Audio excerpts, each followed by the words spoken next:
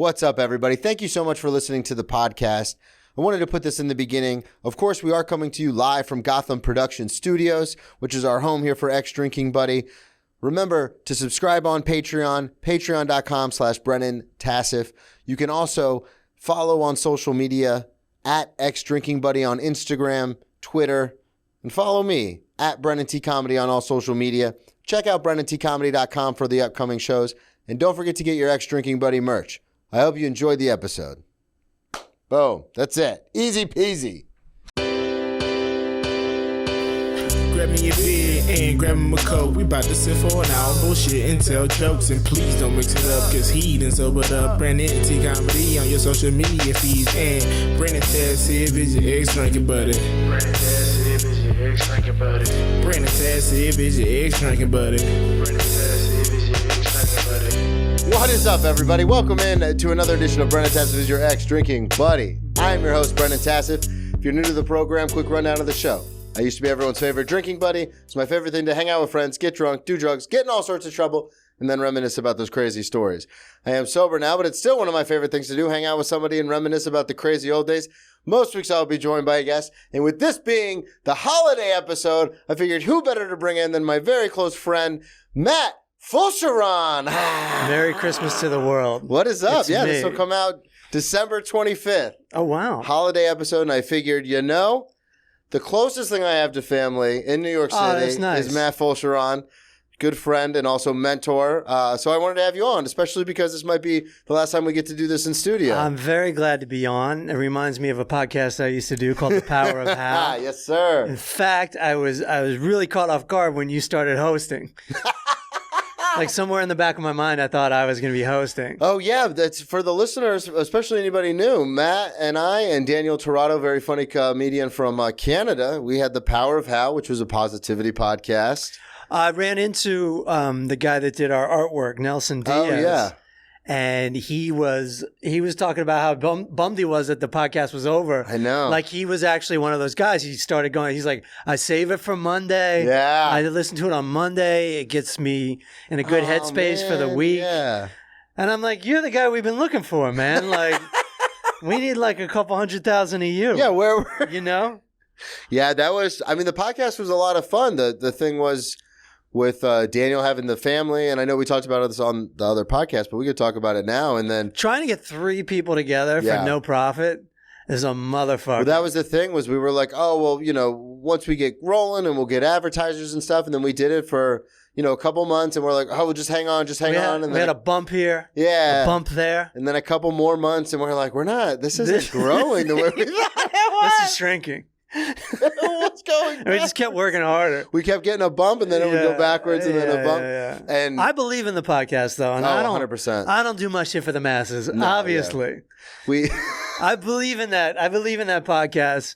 It was a uphill or upstream swim to begin with, because people want to hear bitching and complaining on podcasting. Yep.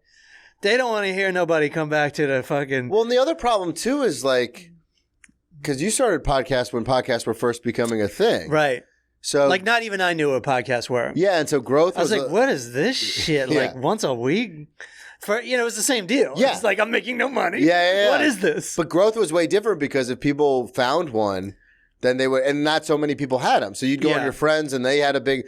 It really just snowballed. Yeah. Around 10, 12 years ago. Yeah, and now starting a podcast, it's like, everybody has a podcast. It's like taking obviously. a piss like in I had the Atlantic Ocean. Yeah. At one time, but it was so much fun. But like you said, with Daniel has the kids, and then obviously the reason why you had to stop, what we're going to get into. But also with me, because we would normally record, if not at the studio, then at your place. And it's like, I got to take 3 trains. And it's like, and normally sometimes we'd be on a day where I had work. And I was like, well, then I got to take 3 trains to get back to work. Yeah. And then sometimes we'd have to do it on the weekend, like Saturday or Sunday. And for those of you who don't live in New York, the subway system is garbage on the weekends. So it was just like, damn it. Yeah. And it's, you also realize, which you're still in, I'm having a nice breather. Yeah. The weekly routine of the podcast. It's a lot. This is the fun part. Yeah. listening, hanging out, talking. Straight office job from here on out. Sitting at the computer. The worst part about it is, even if I get this stuff done earlier in the week and I'm like, boy, oh boy, like I got my homework done for the week. As soon as Thursday rolls around, it's like, oh, cool. Now I got to get everything ready for Patreon on Friday and then wide release on Monday and cut clips. And then I've had some guests on where I feel like I'm cutting too many clips. Like I had a guest on, this was 2 weeks ago by the time everyone's listening to this, but Derek Gaines, very funny comic. But we basically talked about, well, you and I talk about a lot, like how social media has changed. It's changed the face of stand-up. And how, like, we don't post too much and stuff. And then I cut, like, 6, and I'm, like, tagging him in all this stuff. And I was like, oh, wait, we just talked about how he doesn't like to do social media. I mean, you got what you wanted. And then I was, like, blowing up his story. And I was like, maybe I should cut back. But even then, it's like, okay, cool. That was fun. And even when we did a smart thing where we started doing 5 clips a week. Yeah. One for every day. Yep. And even that felt like nothing. I mean, the work felt like something, but posting like a similar thing every day, doesn't even seem like posting that much. It doesn't even. When you look at other people's thing, they're like, because it's like sketches. I'm getting my colonoscopy. You know, they're like bent over a goddamn chair. Yeah, and it was weird too because some of the clips. Like I will go back and listen to a lot of the Power of How clips because I like I love the show, and sometimes I'll go back and listen to old episodes. But it is interesting because we do so much with this stuff, you forget. Like I've gone back and listened to... You breeze through it and you forget all these... I mean, I've got over a decade of just basically moments of my life on tape. Yeah. Which I don't even want to listen to something from like 6 years ago, 7 years ago. I think it would really freak me out. Yeah, those were the podcast years for me are the struggle years. Yeah. Like, and it's like there's just so much it's just me fighting every week to survive and taping it. Yeah, we talked about that because some of it you're just like, you're like, what the hell? And then you go back and listen and you're like, God, man, calm down. Like, but relax. It is funny though. Like I do like listening to the jokes that appear out of nowhere. Every 3 minutes, man. Yeah. It's like, oh shit, that's hilarious. Yeah. And of course I get every joke I've ever told. Like I'm the best audience for me. Right. I get what I'm talking about. Oh my God, I run into that all the time. Yeah. Sometimes I will write out a bit and I'm like, this is going to change comedy. Like this is the greatest thing I've ever written. Really just changed your afternoon. And then for me. Like I did that weight loss bit and I was like, I'm going to take a different angle than everyone ever. Right. Because there's a lot of comics that talk about gaining weight and losing weight. And I was like, oh, I'll put it on its head. And I'll talk about how gaining weight was harder than losing weight. Right, yeah. And I was like, this is genius. This is it. And then I did it, and it was like, it got a good reception, but it didn't crush like I thought it would. I'm going to ask you to take that bit to Ohio. Yeah. And see how it goes there. Don't throw it out. Yeah. I'm not. I love that bit. And no offense, Ohio. I could have picked I could have picked about 48 states. Or let's say 4950. Yeah, because there's certain cities that it won't work in, and New York being one of them. But I'm sure if I went anywhere in the Midwest, New York is like, that's not true. Yeah. I work out every day, and well, I was like, because I talk about gaining all that weight in 3 months, and I was like, that's way harder, and people just kind of are like, well, you got to eat right. People it's a lifestyle. Too much fucking reason. Yeah. And facts to the stand-up show now. Excuse me, Mr. Comedian. That's not an accurate fact. That's not actually what happens. Yeah, I know. That's actually not physically possible. Well, good news for you. This joke's going to be over in 20 seconds. We can laugh and move the fuck on. You're not even going to remember Come on. Oh, my God. Yeah, but yeah, doing the podcast was a lot of fun. And that was the thing but it just made sense at the time when we got the call from Daniel. And again, we talked about this on the other show, but you have a life-changing thing coming up. I don't even know where to start. Like I'm all over the place. I'll just take the audience through where I was just telling you. Absolutely. Let's talk about the holiday season first, baby. First of all, since it's the holiday season, I'll say this is like Charles Dickens' best of times, worst of times. Like, I've had the best year and the worst year. Yeah. Like I haven't worked enough this year, but the work I've done has been unbelievable. Even the gigs I won't even Dear Diary about. Yeah. Like I rolled into the year getting out of the Borgata in Atlantic City, like New Year's Day. Yeah. I was even sober for a month. Yeah. Not sober, but I didn't drink. Yeah. And did a lot of coke, did a lot of fentanyl. I'm just kidding. Smoke some marijuana, whatever. God, that was a year ago. That was a year ago. Since we started taping. Yeah, because we started taping Power of How in like November, September, like October, November. Yeah. I also went to I went a lot of places, and I worked in the UK. I worked in Iceland. I worked in Ireland. You're not allowed to call Dublin, Ireland, part of the UK. Oh yeah, no. And I even knew that at customs. That's North Ireland, man. I'm like, yeah, I got a big tour. I'm in Dublin, and I said, I go, and like a ton of places in the UK, and she was just like, Ireland's not the UK. And I'm like, yeah, I know. That's why I said Dublin and she set me up to big time too. She's like, what venue are you playing?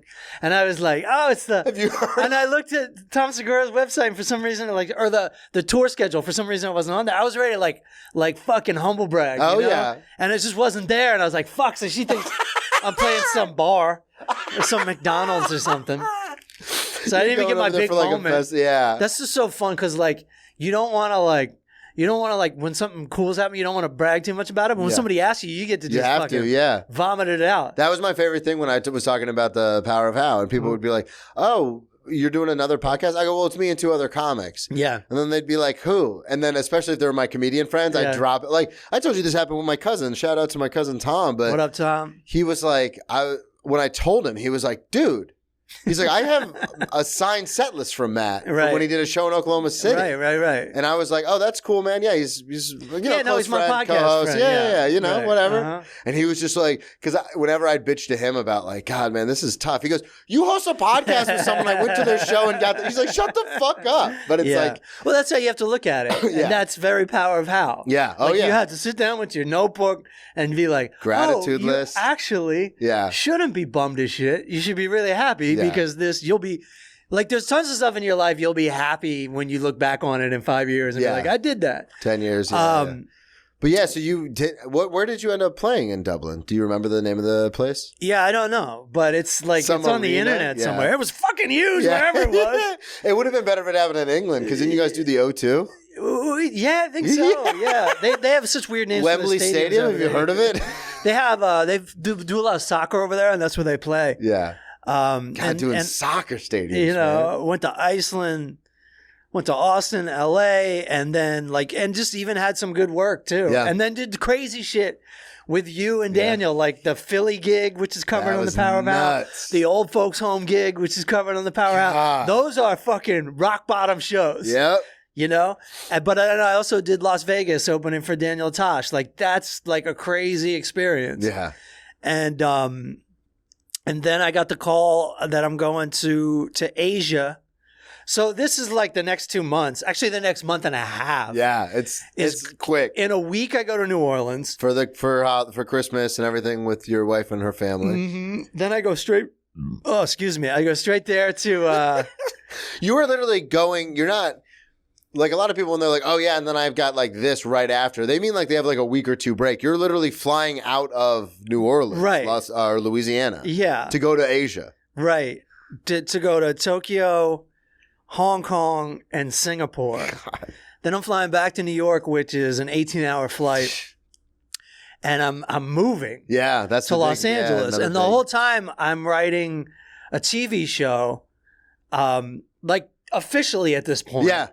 So it's like there's a real responsibility there. Yeah, it's not I'm writing a TV show. We're ramping up. Yeah. I don't even want to give out any details, but they're good details. Yeah. And some of the people, and again, we won't mention who, but some of the people you're doing it with, like you said, it's not like I want to write this with my butt. Like they are professional, like award-winning, like we're going. Emmy award winning. Yeah. So like you have to be like on your shit. Yeah, exactly. While you're on an 18-hour flight coming back. Yeah, like having a meeting at like 3 a.m. or something. Yeah. Zooming on the plane. Right. So and then the big move back to LA, going back, and this all the like crazy stress and then also like leaving New York is the bitter part. Mm-hmm. it's like I did a show at Gotham on Saturday night, and I was just walking around afterwards. I'm like, this is the life, man. Yeah. This is it. Did you want to talk about Seinfeld? That's the Seinfeld life. Yeah, that's like doing what a he show. does, yeah. You're living in New York. It's fucking awesome. So obviously we don't have to get into too many details if you don't want to, but with the move to LA, that was kind of something that has been culminating for a little while, for at least a year or so. Because I remember we talked about it, and I, in the back of my, because you're, like I said, for the audience, Matt has been on the show 4 or 5 times. You did the first bonus for video. You're one of my closest friends in the city. When you originally brought it up, it was one of those things where I was like, well, you got to do what's best for you. Yeah. But in the back of my head, I was like, he's not going to leave me. Like, sure. He's not going to leave. Right. And then you guys went to Austin, and then you went back to LA, and then fast forward to like a couple months ago, you were like, we're well, leaving. I mean, it's a funny thing because my wife was like, I want to do it. Yeah. Like a year ago or 11 months ago. Yeah. And I was like, okay. Like just knowing that moving is a bitch. I'm like, okay, all right. And then, over the course of the year, I really just set it up so that it could happen. Yeah. And now we're doing it. Yeah. Now and it feels like all of a sudden, because when you actually make the decision, to me, it's like, well, then it's time to do it. Yeah. Because I'm I'm the doing it in same 6 way, months. Like, what do you mean 6 months? Let's just do it now. We got the apartment. I got a job out there. Like, this is it. Like, I got to go out there anyway. And she's always wanted to do it. But then like, it's so hard to move. Like you don't. It's so. If you've ever done it before, you know what it means. Yeah. Like if you've never done it before, it's just like all like fucking gravy. You're like, we're gonna get out there. My life's gonna change. Well, it's not everything's moving gonna be apartments. great. It's moving across the country. Yeah. Which no. I've talked about on this show, and I know I've talked about it on The Power of How. Like when Savannah and I when we decided that we were going to move to New York, obviously the pandemic happened and we had to wait. Yeah. But then when all the wheels got back in motion, you're like, same thing. You're like, oh, heck yeah, boy, oh boy, we're going to the big city. Right. And then you have to rent a U-Haul. And then you have to like sell your cars and cancel your insurance. And there's all these little things where the timing is super specific. Yeah. Like I can't cancel my insurance before I get the U-Haul. Yeah. But I need to sell my car before I get the U-Haul. But then I don't have a vehicle. And it's like, how are you going to get back home? And it's like all these little things where you're like, oh shit. Every time my wife says, oh, I'm going to miss my job, I'm like, do you want to stay? Because I will fucking stay. Because I will. I really will. This is actually like a great opportunity, a great time. Especially we found a very affordable apartment. Yeah. Because I'm renting from my old landlord, and the friends who I never screwed over. Like I always paid my rent on time. And I was always a gamble with him. Yeah. He'd always like look at my credit and look at my savings and be like, I don't know if we can do this. And I'm like, well, I've never been evicted, and I've never missed rent. Yeah. And I've got all these because my friend also rented from the same landlord, and I'm like, I've got these references. I'm like, same as the move. I'm like, if you don't want to rent to me, don't. But I'm telling you right now, you're gonna get paid on the first of every month. That's why I don't have any savings. Yeah, yeah. Exactly. I pay my bills. That's what I was gonna say. Every month I'm like, man, I'm out in front of my bills. I'm good. Right. I could maybe put a little bit away, and then I'm like, oh wait, no, I have rent due in like 3 days. That's the other big thing too. Is I've noticed. Just even in moving in Florida, like, because I would like every time a lease was up, I never renewed a lease until I was in my 30s. Or late 20s. But that was the weird thing was my credit, obviously in my addiction and everything, my credit was garbage. Right. I didn't have any money to my name, but I would do the same thing. I was like, I don't know if this is a real thing, but I used to think there's this thing called renter's credit, which is like a separate credit score where they can go in and see if you ever missed a payment of rent or if you've ever been evicted. Cool. I don't know if that's a real thing or not. Oh, well, it should be. Someone told me that like in college. Somebody with bad credit told you that. I think so, and I just believed it. Yeah. And I remember I went to go get an apartment, and I was like, yeah, but I've never, the same thing. But I was like, I've never missed rent. Yeah. And a lot of times you forget, it's not like a computer, like it's a person across from you in the leasing office who's just like, yeah, okay, we'll take a shot on it. Right. Totally. And yeah. So but it is crazy, this whole idea of, because anybody who's listening to this right now and who listened to the Full Charge Power Hour, it's the same landlord. Because when you told me, you're like my old, I was like, oh my God, I've heard stories about when you lived like with this guy. Yeah. So then you got the place, and I do want to say I have good credit now. I want the audience to know there's a happy ending. Like I had really good credit when we first moved to New York. It was sterling. It's tough. It's coming back up. Good. Yeah. Good. Glad to hear. Isn't it amazing how I don't want to say easy, but how doable it is to get your credit good again. Yeah. Because when you're under, it feels like there's nothing this I is can a do. permanent scar. Yep. I'll be screwed forever. Yeah. You're not. Well, that was the weird thing with mine was a lot of it was, so I worked a financial job for like a couple of months, and it's a long story, but in that time, the guy that I worked for while I was doing life insurance and stuff, he also did credit repair. So I'd always just be like, how does that even work? Yeah. Like, how do you do that? And he goes, oh, all you have to do is just dispute things. He goes, especially if they're like more than a few years old. Because what happens is if I owe you money, but you're like, Brennan's never going to pay me. So then you sell my debt to somebody else for like pennies on the dollar. Yeah. Then they sell it for pennies on the dollar. Then they sell it for pennies. So he's like, no one has the original like terms and agreement that you signed originally. Right. No one still has that. Yeah. So if you go, this charge isn't mine, and it's like 6 companies down the road, there's no way they can prove it. So they just have to take it off. Yeah, yeah. So, and Credit Karma was a thing back then. And I mean, it still is, but you could just dispute things right from Credit Karma. Wow. So there wasn't, back in the day, there was paperwork and you had to call people and there's this whole thing. But then you just hit a button on your phone. Yeah. So I disputed everything. Yeah. And almost all of it just vanished. Yeah. And I was like, I'm free. I'm free. They're going to start sending me new credit cards. And that's what they did. And then I racked those up and I was like, damn it, they got me. I was hitting my limits for years and just refused to get another credit card because I knew it was just going to like, I'd ultimately end up in a worse place in 6 months. So that's what I did was I was hitting my limits, but I was like, these cards are so small. Like, give me a real card. Right. And I'll never hit my limit on that. Yeah. And then they gave me a real card. And then I was like, I get groceries. I'll do this. And then later on, it became like, I'll throw 1 month of rent on there just because. It'll be fine. And then it was. No, it just adds up. But we're in that time of year now. With it being Christmas today, we're in that time of year where it's like, it doesn't even matter. We make so much money at work. Like for this 1 month, it's like, oh, I'll just get out in front of everything. Yeah. It's literally my Christmas present, as shitty as it sounds, is working as much as I do. Yeah. Because then when I get those checks, I'm like, all right, pay. Like, I'm good. Yeah, good. You know, you got to do what you got to do, unfortunately. Yeah, but I got to I'm not advising anyone to spend money on anything at all. I got to get back to your credit level, man. I got to get back to where I can just throw a card down and be like, what's up, man? Yeah. Actually, no one should be my credit level. Because then they just give you shit. I know, right? But you still have to pay for it, though. That's the crazy thing is that the interest and stuff. So the whole move is actually in motion now. That's what we were talking about. Yeah, we've got the apartment. Yeah. So that's a big deal. It's a huge deal. And I've got, I have scheduled writing. Yeah. And you're actually getting movers because we talked about this. You're getting movers, the whole deal. You're going to do it big boy style. My back went out a year ago, and I'm not messing with my back. Yeah. And my 4th-story apartment, I'm not fucking with it. Yeah. And, I'm just going to get the movers, going to get them to drive it out. God, that's so smart. And going to sell the car. Car's got too many miles on it. Oh, yeah? I mean, it's a great car. Anybody that wants is in the market for a Volvo. DM Matt. But actually, I don't even think I'm selling it to anybody because I went through this thing where I sold my car to somebody like 20 years ago, and the person I sold it to would never like get it switched over at the DMV. Oh, no. Just wouldn't do it. Yeah. Just would not do it. And that's a big deal because if they run lights and stuff, that's all on you. It's my problem. Yeah. So like all these tickets and stuff would get sent to my address. And I would call her and be like, you got to register your car. Yeah, okay, cool. And I'm sure the DMV has improved because it used to be just mailing shit in and trying to get on the phone with people. And it was a nightmare.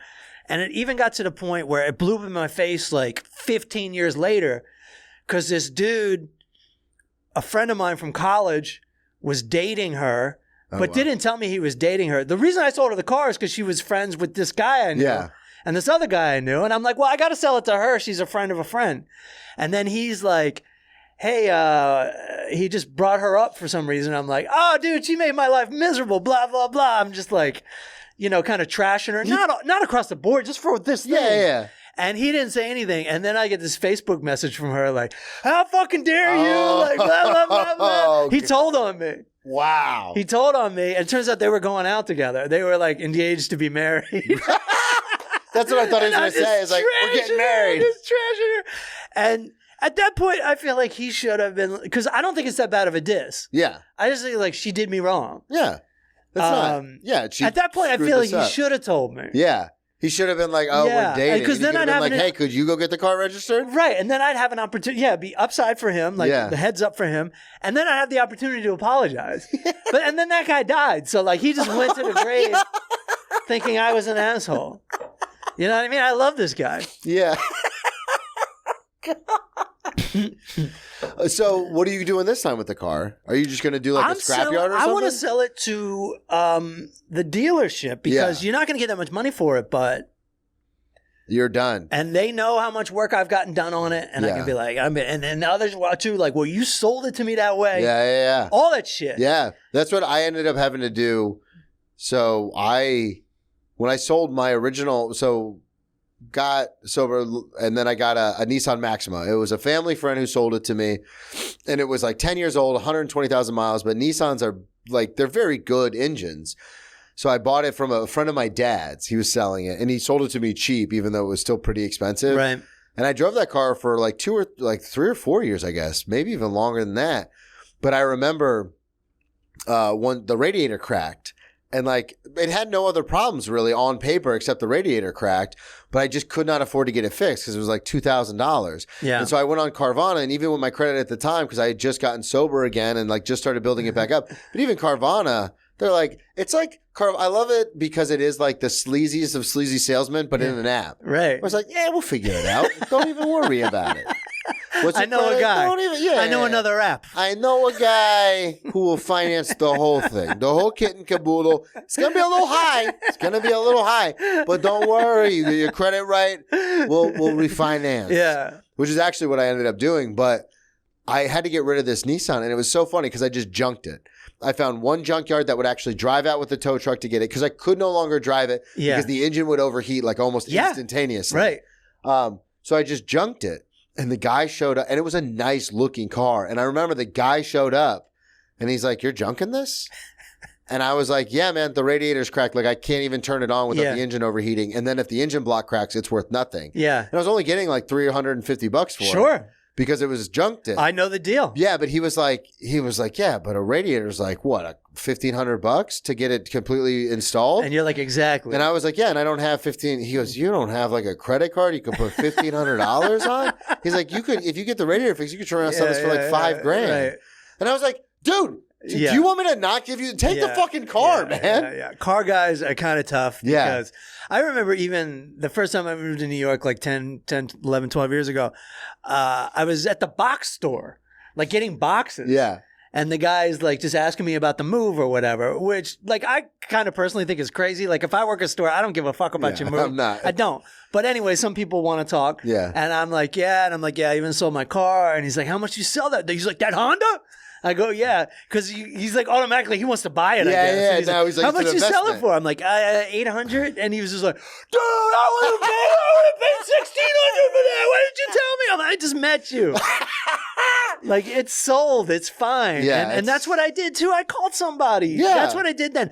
I'm scarred for life with this The whole title registration. transfer. Yeah. Well, Also to a family member or a dealership or a junkyard. That's it. And it's funny because when the guy was talking to me, I was like, are you trying to like talk me out of this sale? Yeah. But at the time I had just gotten like back on track with stuff. So I was like, I don't have a car. My biggest credit card is like $700. Yeah. I was like, I don't have a card to put $1,500 on. It's just another case of somebody bringing their perspective to your situation. And it's like, how about this? How about you just take it out of here and give me my $300 or $350? Yeah. It's weird. People do that at work. I'm very good at my job, but it's funny, like not comedy, but like the serving. But I have people I work with. Well, they'll do. So where are you guys from here? Or are you visiting?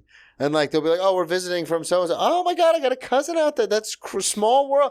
I'm a personable guy, but I never do. Like, I'm always like, who fucking cares? Yeah, I think that comes down to preference. I think like you might not like that question. Yeah. When you're visiting. Oh, I somewhere. hate it. Like, so there you go. And yeah. I'm the same way. And people think I'm like, can be like kind of like standoffish or whatever. But like, I'm just doing you the courtesy and not bullshitting. I don't want to. Yeah. Right. Now, if someone mentioned something, like we have a group that comes in like twice a year, and they're big football guys. Like literally, like some of them work for the NFL Network. Yeah. So when they come in, when they first started coming in, I would drop subtle hints that I played college football, hoping that someone would be like, oh, okay. Because that's something fun to talk about. Yeah. But like we've talked about this before, especially on Power of How, but like this small talk, like, oh, yeah, how's the weather? Where are you from? Yeah, That's nice. Like, I hate that. Like, No. let's talk about something interesting. Yeah. If we're going to talk. Uh-huh. But that's the other problem, too, that we run into, especially telling people we do comedy.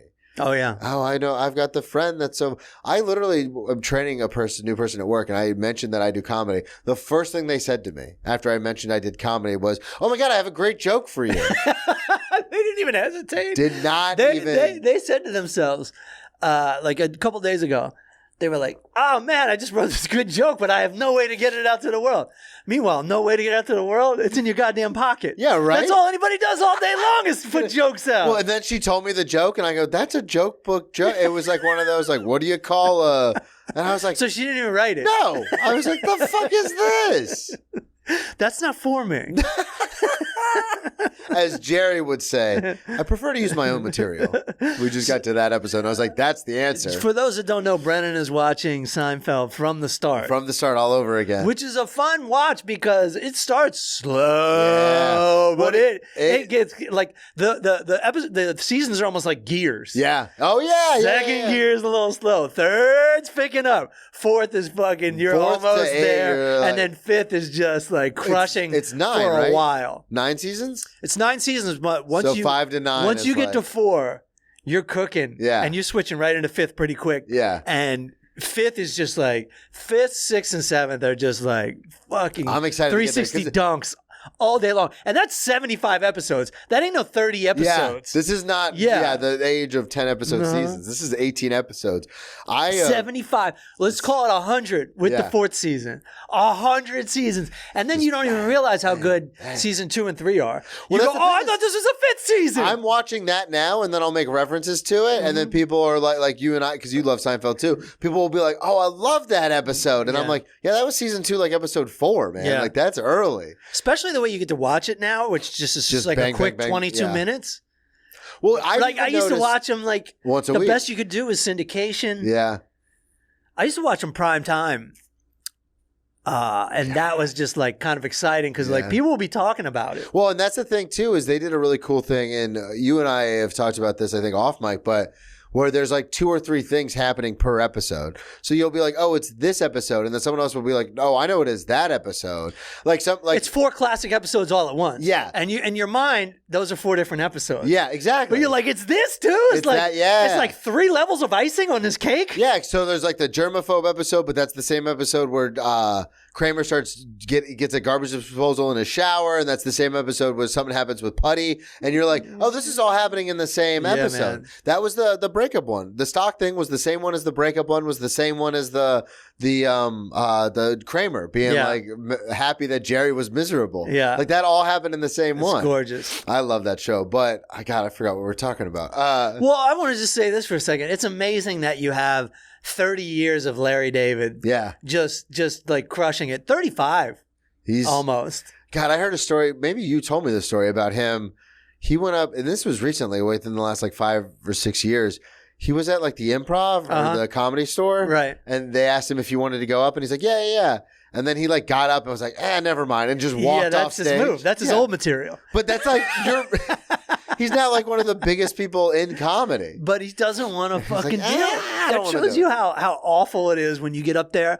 Not the experience in general, but the sight Yeah. of the audience is Just like, looking oh out. God. They're all like Forget it. eating and talking Yeah. and not like looking at you or looking at you with like hatred. And it's just like, fuck this. Yeah, he just, never mind. Yeah. I had a comic the other day. I was at a mic. Well, I guess this was a couple weeks ago now, but I was at a mic, and it was one of those days where I was going from work, and I got off a little early, so I was like, okay, I'll do the 3, the 4, the 4:30, and the 5 o'clock mic. Like, I'll just knock out all my mics for the week in one day.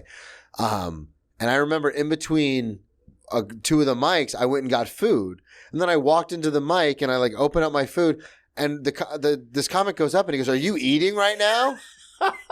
And I wanted to be like, you obviously don't perform at a lot of clubs. Everybody's fucking eating. Have I got bad news for you? You know these clubs you're trying to get into? They all serve food. And there's going to be waiters, too. Do I have bad news for you, You are buddy? fucked, my man. Yeah, he goes, are you eating? And I was like, yeah, man. When you get to the theater portion of your fucking career, Yeah. you'll be okay. But in the meantime, you've got a good 10 years of watching people eat. And this is a very optimistic warning, by the way. God, yeah, it was so. Because I dropped my fork and I wanted to look up and be like, have you ever performed in a club? People eat. Not only that, like I cut my teeth on coffee shops and bars. Bars was What do you mine, think was going on at these places? God, I'll tell you bars what. was the worst. The fucking blender and the goddamn espresso steamer. There's a club now. It's in New York. You and I have both performed there. I won't say the name, but it's an actual club. I get to say the name. I'm leaving. And but they have a so they have a room upstairs. It's a red room. Yeah. And they have like a little makeshift bar like in like a little alcove. So there's like a door, then an alcove, then the door into the showroom. And the blender's like right next to the door.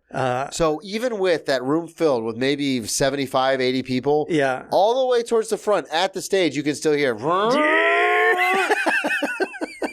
I don't know why they put that shit on the menu. I don't.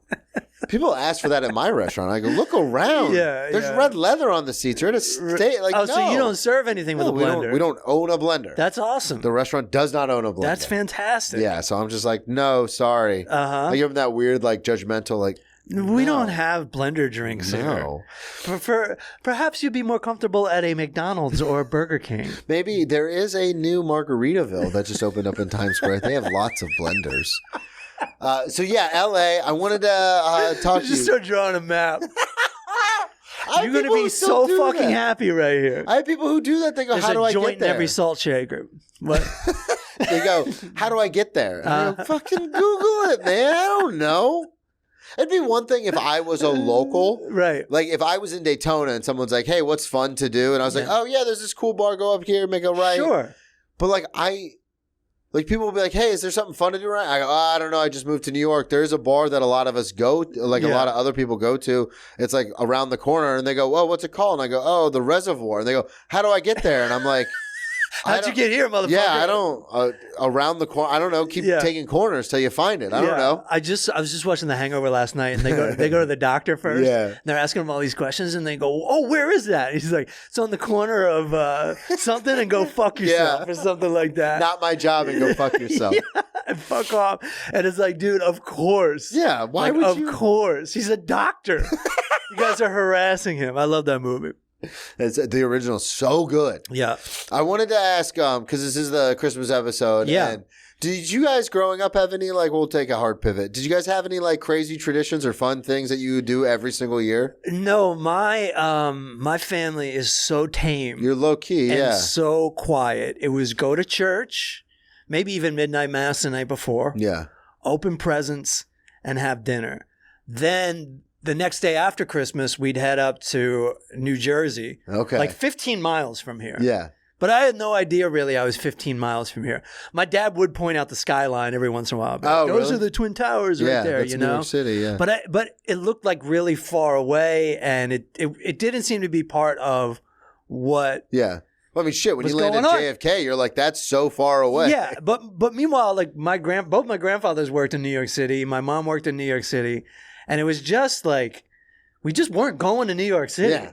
And I get that. Like, I don't know what I would want to do there when I was 10. So you drive up from Maryland? We drive up from Maryland twice a year. Okay. In the summertime, then we go vacation in the Adirondacks. We had a hookup. Oh, okay. Like somebody my dad grew up with owned a place, and we could just rent it to him. That's awesome. From them, like, with cheap. Yeah. But my Christmas was crazy tame. Shouldn't use the word crazy, but it was tame. Yeah. The only conflict I remember on Christmas, two. One was kind of minor, but just devastating the day of. Like, I got this Nash skateboard, which is a really cheap skateboard. Yeah. And I brought it over. It was like 25 degrees out. And me and my friend both got our new skateboards, and we brought them to like one of the good skateboarders in the neighborhood. Yeah. And How he skated old were you them. At the time? I was 10 or 11. Okay. And just psyched. Like, finally got the goddamn skateboard. Yeah, because you're into skating. But skateboards you can get at department stores or like Kmart or whatever are shitty skateboards, and that's what I got. Yeah. And this guy, he skates both. As someone who used to inline skate, I know that people are like, "Oh, I'll get you rollerblades, and we're at Walmart. We'll grab rollerblades." skateboard. I'm like, that's not the kind, man. You're just gonna not gonna go fast enough Yeah. or whatever.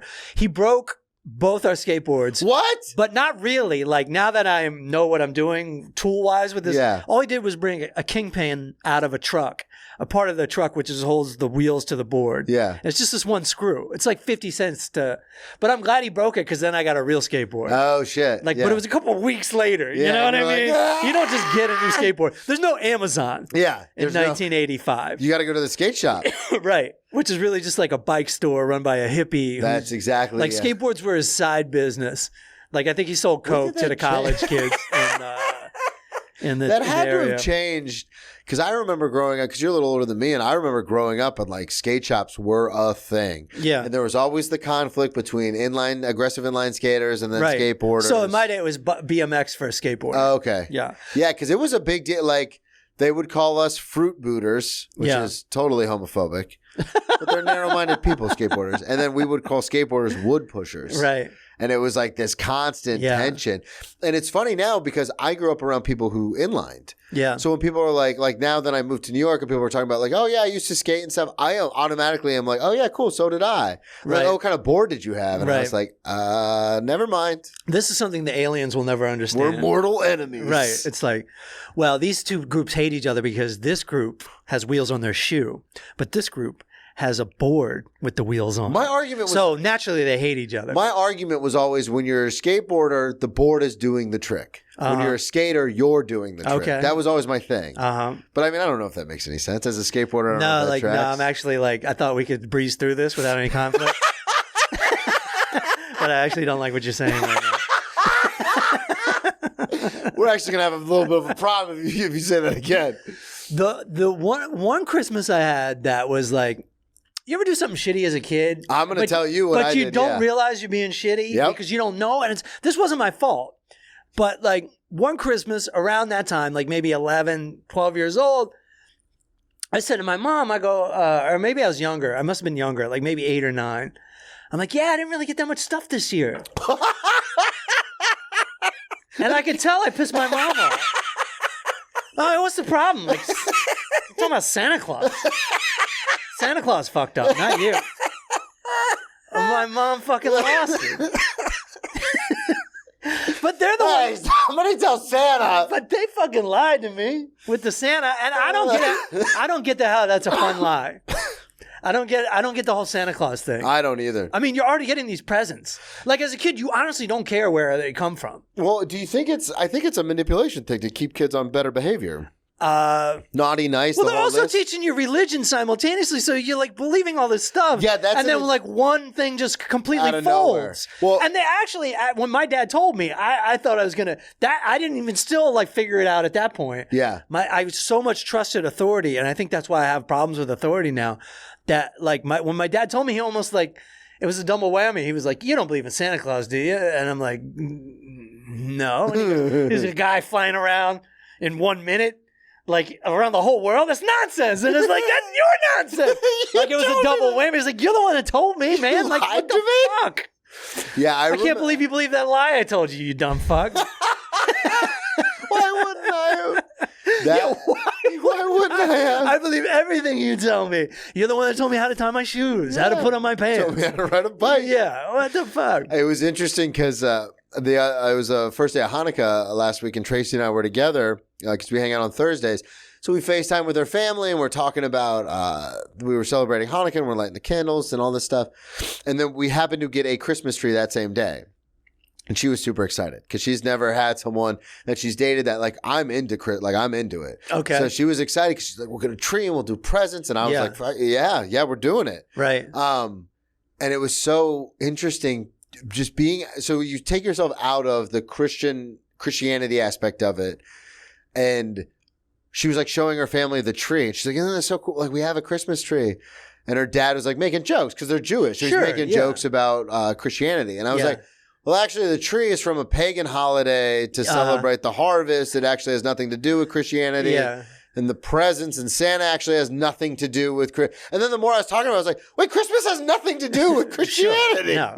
No, they slapped Jesus on a pagan holiday. Yeah, it was like, wait Ta-da! a second. And I never, in the 35 years I've been alive, I knew all those things separately, but never put them together until I was, because when you're explaining it to someone who's never celebrated Christmas, it's like you're talking to like an alien, like, right. You know what I mean? In the sense that it's like, okay, I have to explain this from the bottom up. And obviously they're intelligent and they understand. They know a thing or two, but I was explaining it. This is like creeping up on their family now. Yeah. So now it's a different conversation. Yeah. And so for me, it's like, oh, I've been doing this forever. But like they obviously know people who celebrate Christmas, but they never celebrated themselves. So I was like, oh, I'll explain it to you. Yeah. But then the more I explained it, I was like, oh yeah, they don't have anything to do with each other at all. Right. Well, no, they throw in if you like Christian, they throw in the manger deal. Yeah, the manger and everything. But and why were they traveling? Why were they traveling? They were traveling to see Jesus. Why was Jesus traveling? Oh, because was Mary... it because the king put a hit on him?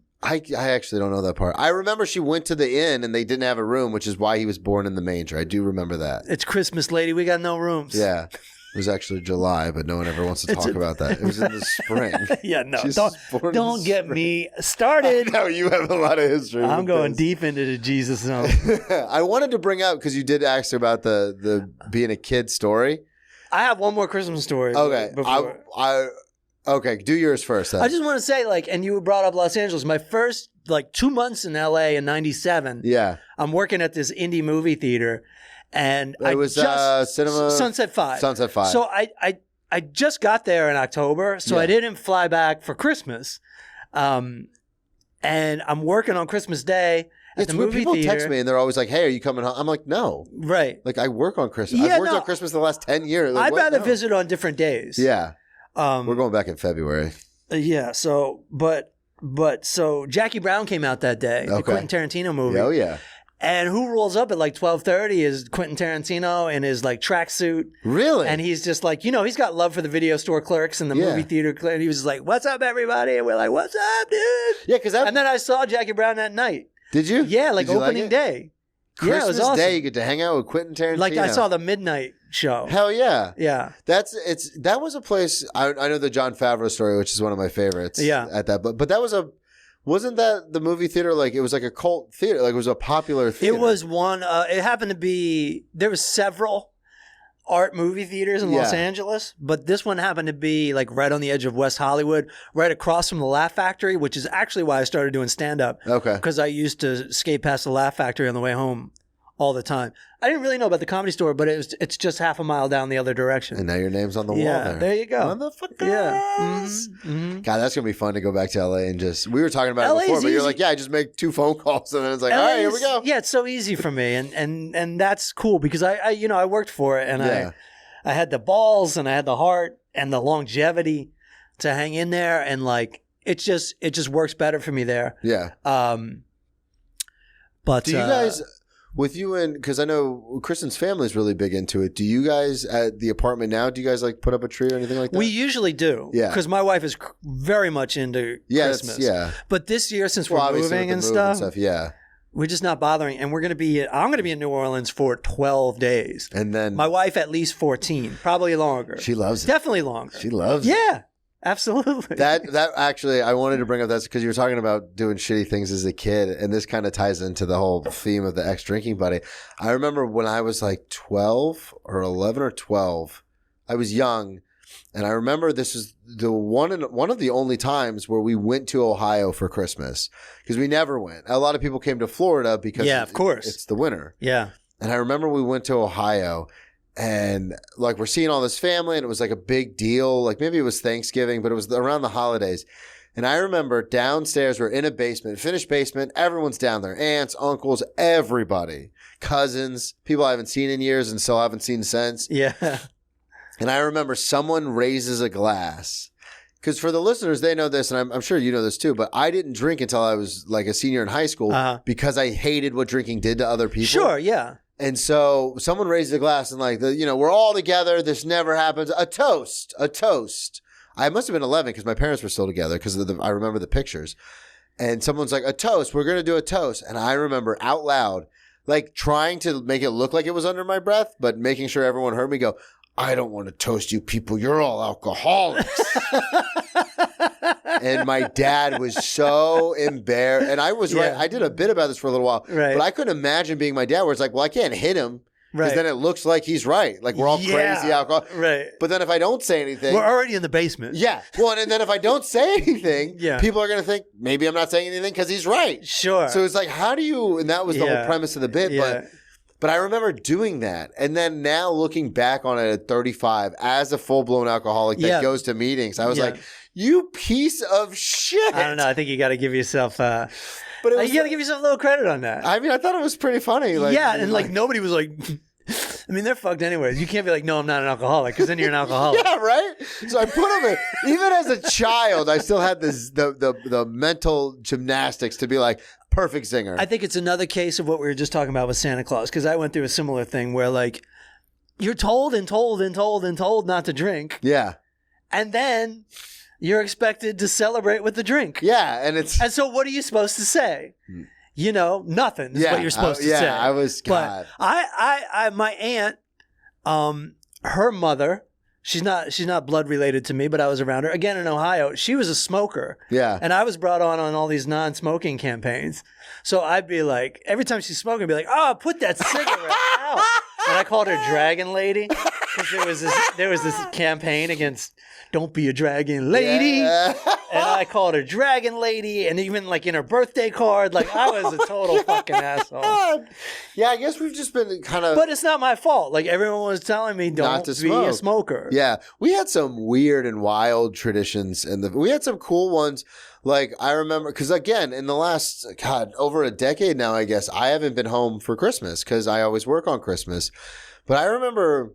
Before, and this is a weird thing to think about, and you and I talked about this last time we hung out at the stand, but this whole idea of like, we had all these set traditions. Like we would always spend it together, and then once my parents got divorced at 12, they told us on Christmas, which was bananas.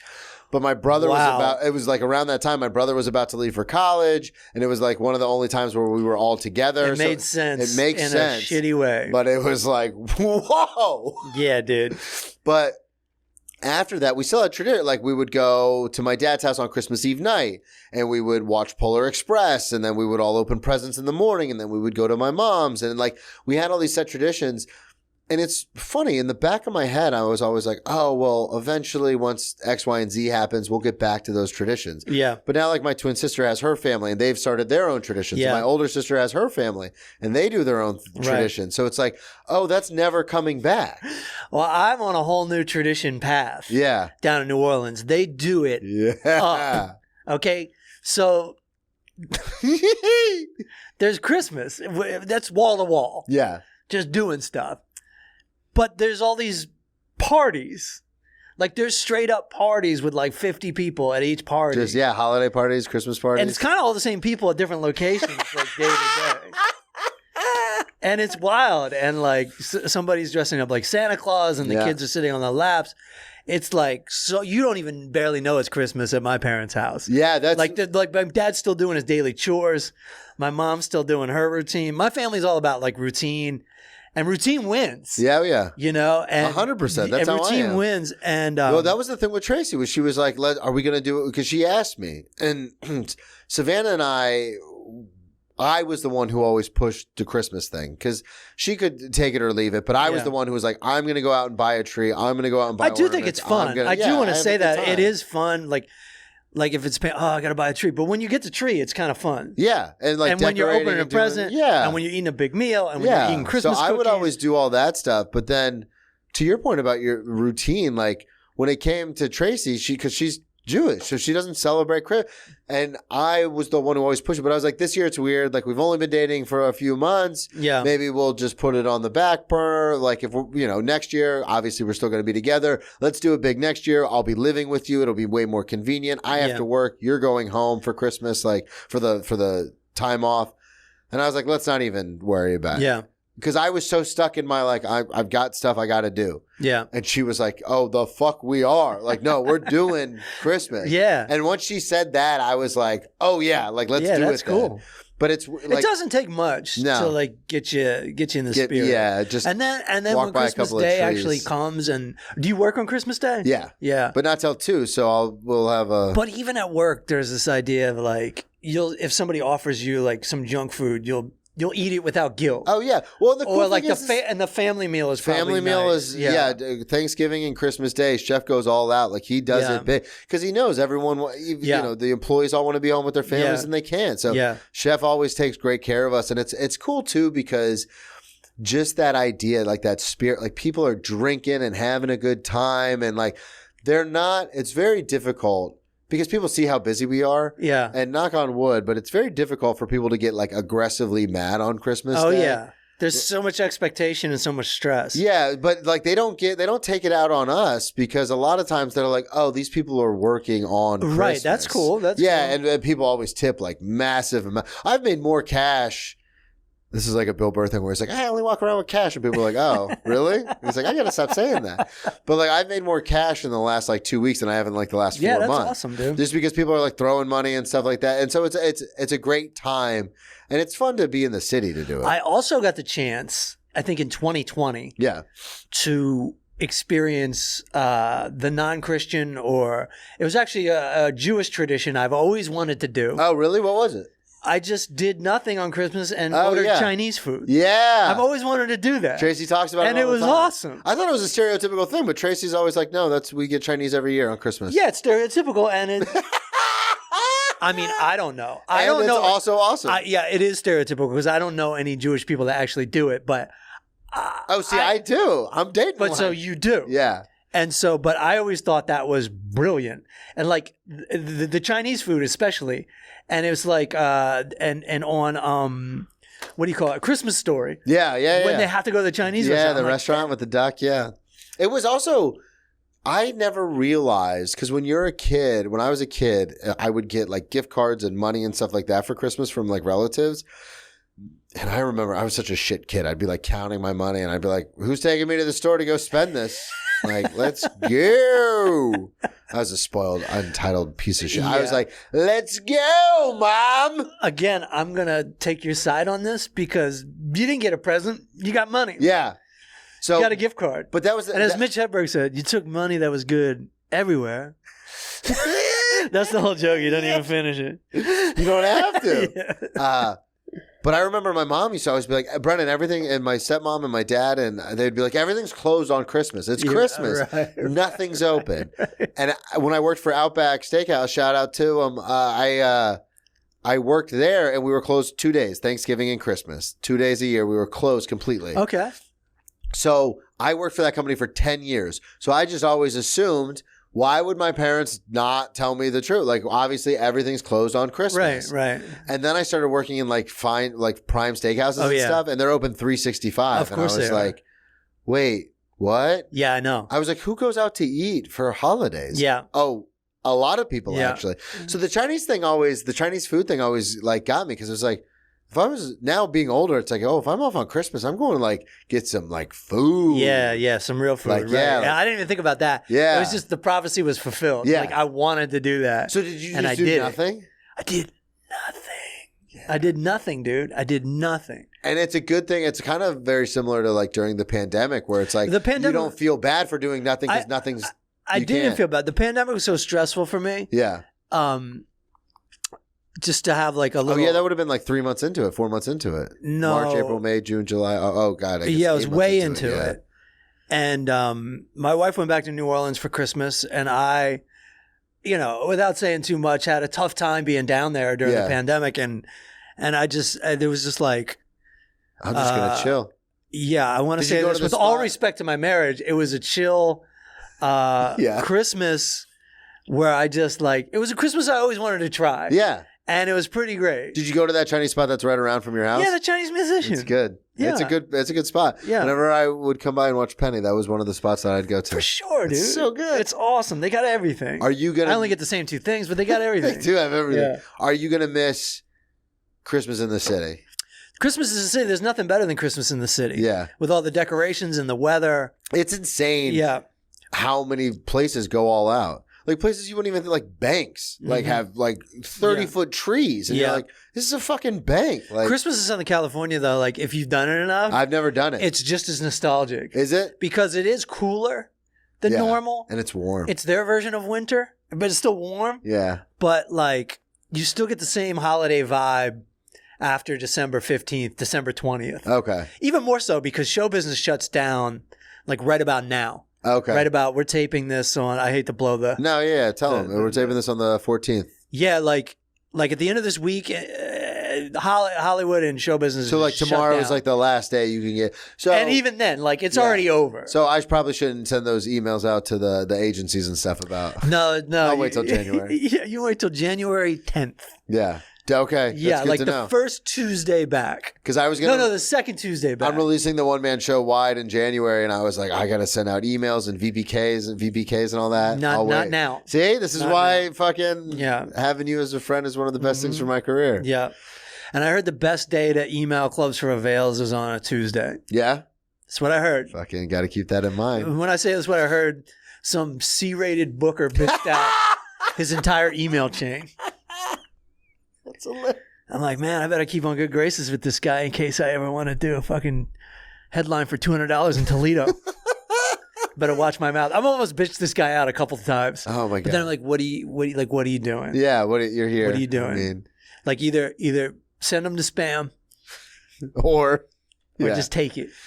Yeah, that is. I fucking hate this business sometimes. It's funny. I was talking to somebody, the same girl I was training, who was like, "Oh, I have a joke for you." I was talking to her about it because she acts and dances and does all this stuff, and it was so funny because she goes, "Oh, just have your agent do it." I don't have an agent.